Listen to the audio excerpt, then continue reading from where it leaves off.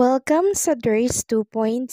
Fresh at nagbabagang happenings ba ang hanap mo? Mga padabarkads man yan o mga trending topics? Pwes, sagutan natin yan. Kaya naman isubscribe nyo na ang ating channel para sa mga nagbabagang balita everyday. So ayun, welcome back again sa ating YouTube channel mga Kadabarkads. And for today's video, ang pag-uusapan natin ay tungkol sa mga importanteng ganap sa loob at sa labas ng Itbulaga. So mamaya mga Kadabarkads, makakasama natin sa Itbulaga etong sikat na tambalan, ang Ash Dress mga Kadabarkads. Kahapon po inanunsyo yan ng Viva Films. Sabi nga dito, hello mga minamahal naming Dabarkads.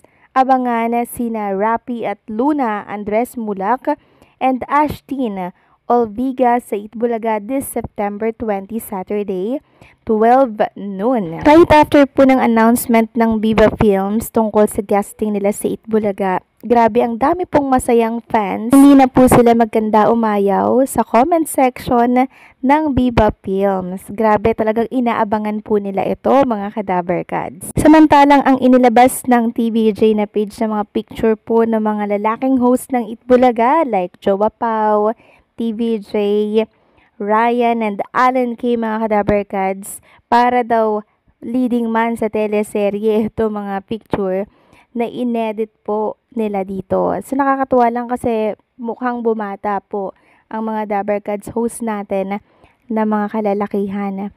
Parang younger ng 10 years, ganun mga Kadabarkads. And mapapansin nyo naman po dito sa picture ni Bossing Big Soto, parang nasa 40s lang siya. Ganon din po si Boss Joey and si Tito Soto. Samantalang lubos naman po ang pasasalamat ni Lucky M. Robles sa palagian niya pong guesting dito po yan sa Itbulaga kasi kasali po siya sa bagong segment ng Itbulaga.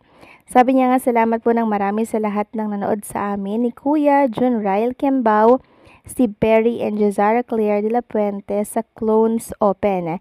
Thank you ng marami sa support and love Dabarkads.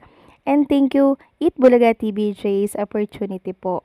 Mama Oreo Black and Pedro Busita Jr. and the Hollow Black, salamat po sa magandang arrangement ng song. Next topic naman, pag-usapan natin mga Kadabarkads ang tungkol dito sa concert ni Elvis Presley. Ito yung tinatawag na 4 ikos na sold out na mga Kadabarkads. So 100 katao po yung na-accommodate nila doon. So dapat 120, binawasan nila ng 20 person or ticket.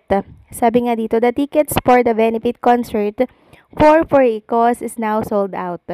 We will be entertaining walk-ins at the venue for a maximum of 20 seats. One seating for the patrons has been secured.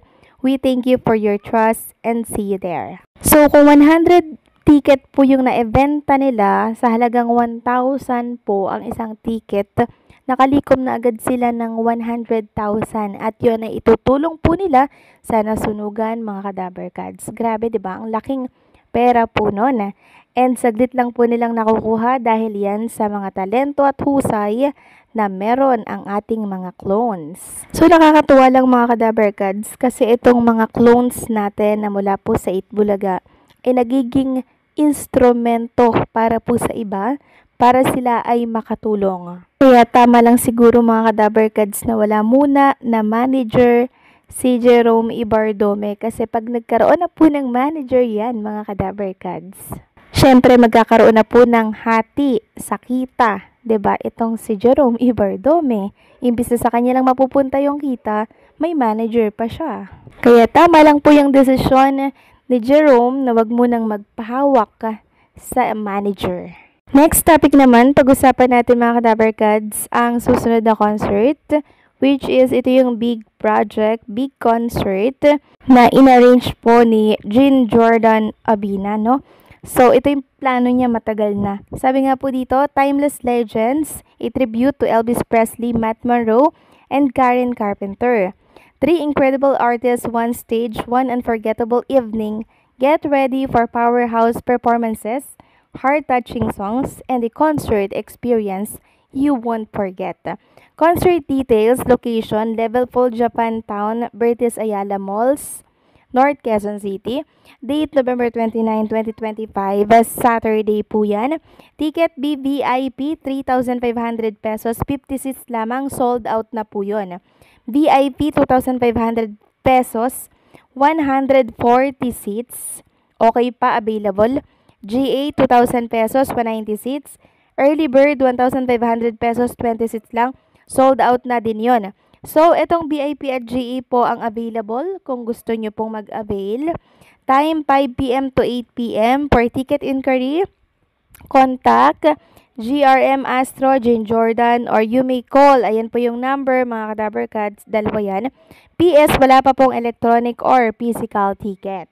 We are open to sponsors, donation, X-Deal. Please call. Ayan yung number or email me at. Ayan po, mga Kadaber Cats.